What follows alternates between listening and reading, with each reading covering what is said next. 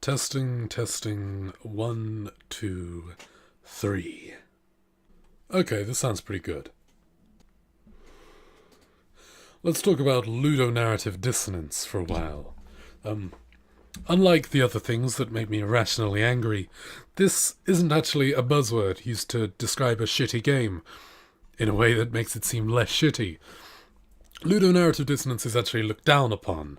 And if you don't know what it is, well, if you do know what it is, you can skip to here, but ludonarrative dissonance, in essence, is basically when the mechanics of a game completely clash with the story. And, or maybe there's some inconsistencies between the two. Like, say, Nico Bellic, brooding over the massacre that his squad accidentally walked into, and like 11 people died or whatever. Even though you can go out before that mission starts and after it, and after the cutscene ends and everything, nothing's stopping you from just getting in a car and mowing down twice, maybe even 10 times as many people. Or say in, can't remember whichever Final Fantasy it was, or the guy kills it. Eris, I think her name is. I haven't played Final Fantasy, but the fact that girl dies, even though Phoenix Downs exist, that is also ludonarrative dissonance. But, and it's rightfully usually seen as a negative thing. But, does it always have to be, however? Well, as a rule of thumb, sort of like a guideline, yes, you should. Because, I'm going to be honest, the majority of writers, and, well, dev teams in general, can't really do it in a way that actually works. It's something very, very difficult to get right, and the majority of attempts will just be laughable. And that's kind of unavoidable, because it is a very, very difficult thing to nail on the head. And it's a very small nail, and you might just end up slipping and breaking your thumb. Unless that kind of weird, absurdist shit is what you're going for, like in the Stanley Parable, which directly, like, what's the fuck? Oh, fuck, what's the term? Can't think of the term. But like in the Stanley Parable, where the narrator directly talks to you, like through Stanley. Like he realizes the fact that Stanley has control over his actions now. If that makes sense. Like, I can't think of the term, and it's probably going to come to me, like, so far later that I don't have the patience to come back and edit this. The narrator acknowledges you. That's the word I was looking for. Acknowledges. Only took me a day, so you get crazy Phalis for a few minutes. No, not a few minutes, no, that ends in bad videos. A few seconds. And those seconds are going to be over now. Another example would be Psycho Mantis reading your memory card in Metal Gear Solid 1 and commenting on your shit taste in video games and laughing at you. But that was the intention. Like, Psycho Mantis was meant to be this really overpowered, campy villain who's all-knowing, and you have to break the fourth wall and sort of cheat by plugging your controller into the second port to beat him. And that was a really fourth wall breaking experience, and that was the whole point of the boss fight. So I'll excuse Kojima. Well, first of all, because it's fucking Kojima, and secondly, because that was a pretty new kind of way of going about it. Well, it's not really that new, because Big Boss actually told you to turn off your game console in the first one when you were starting to uncover his master plan. But that's besides the point. Kojima's been doing that for a while, and he seems to be the only person who is doing that kind of shit at the time. Could be wrong, though. Feel free to prove me wrong in the comments. And feel free to have arguments in the comments as well, because that's viewer engagement, and that'll help me get popular. It's too fucking hot. Now I'm nice and cool. Would turn my fan on, but then you'd hear this.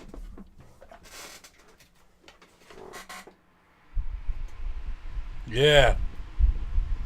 Not good, is it? Not good at all.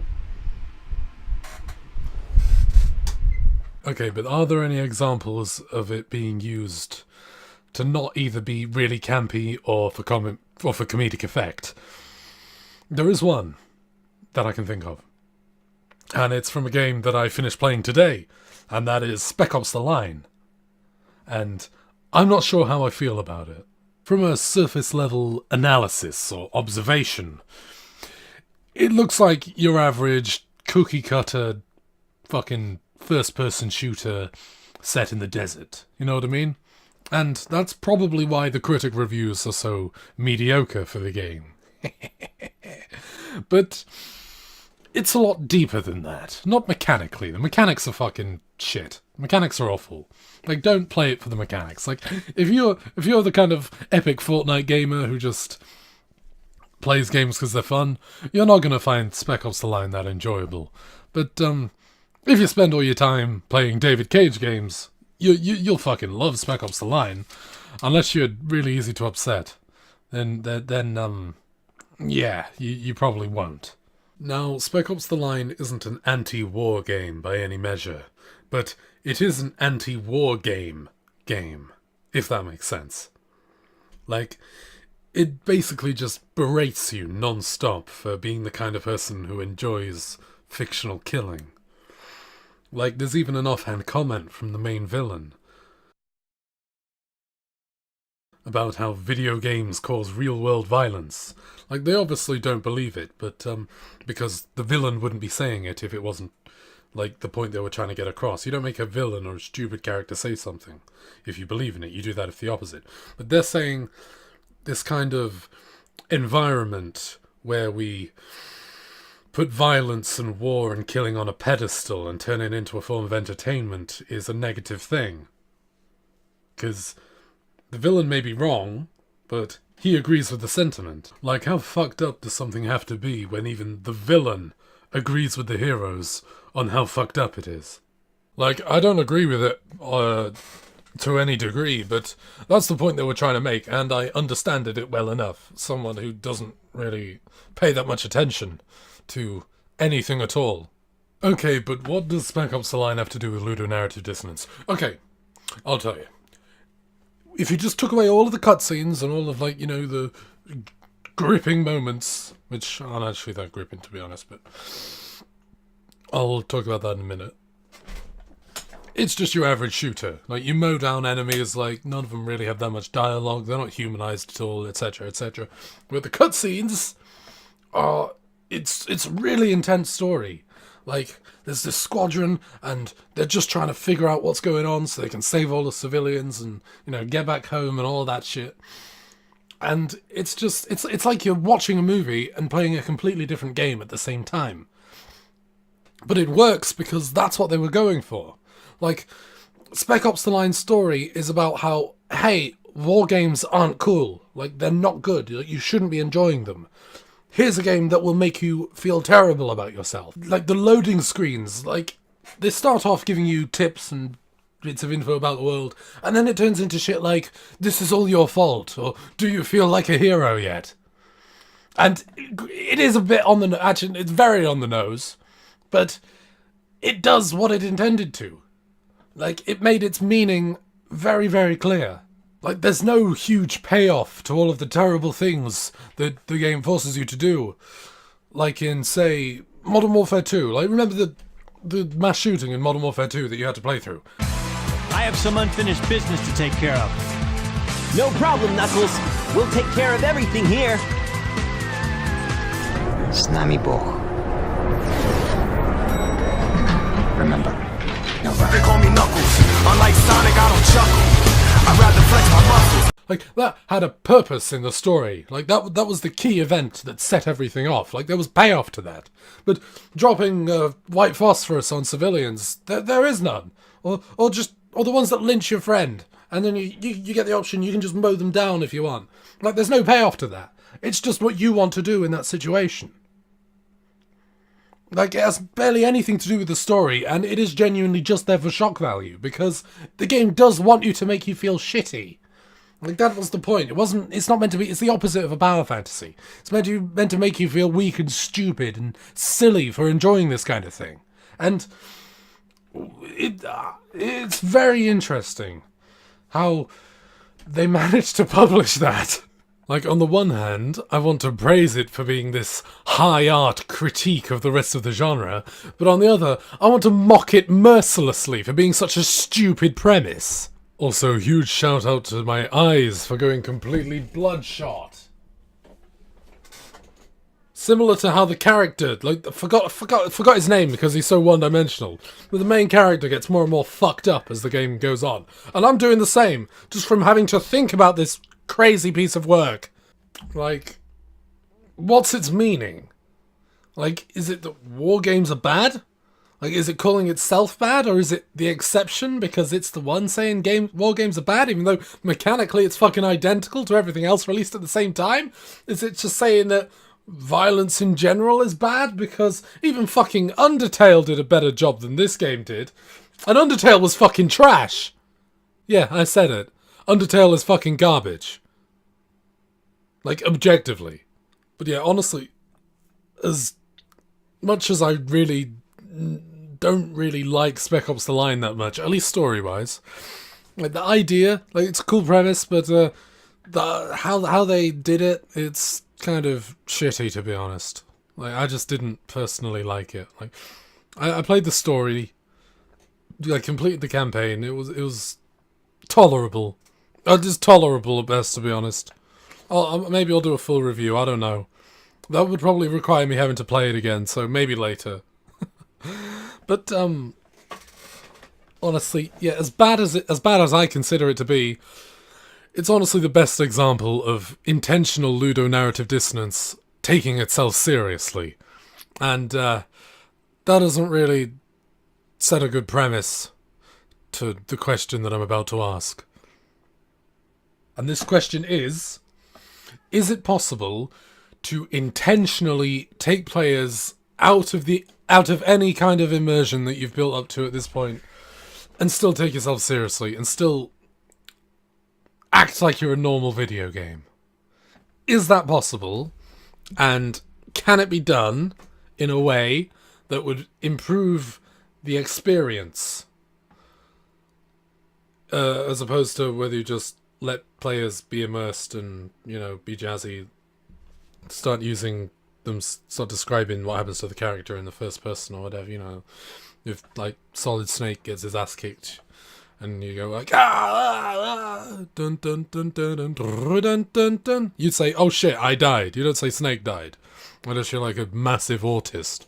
But much like Snake, actually, and I might make a video about that, the majority of the Metal Gear cast has high-functioning autism, or at least either autism or some other kind of mental disabilities, and a few mental disorders as well. And I will happily make a video about that, because it's pretty good representation if you think about it. Like, having Solid Snake and Big Boss as representation for autistic people, that is probably the best you can get, to be honest. A fucking far cry better than Sheldon Cooper. But I'm getting off. Starting to see my bald spot. I've like a bald spot. Like, I can't even grow a neck beard. Like, so much of a low-T soy boy I am. Can't even grow a neck beard without it being patchy. Okay, what am I on about? Ludonarrative dissonance, right, yeah.